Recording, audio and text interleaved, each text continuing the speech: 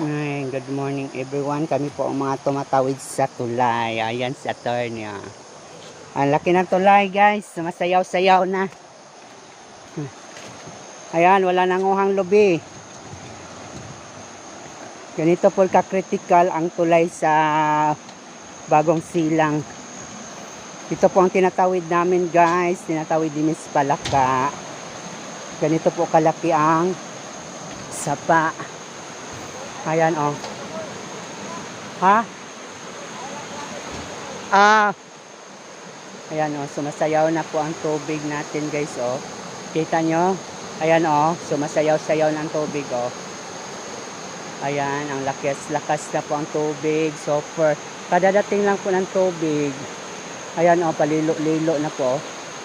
Oh, sumasayaw po ang tulay natin guys. Ayan. Patras ta kayo.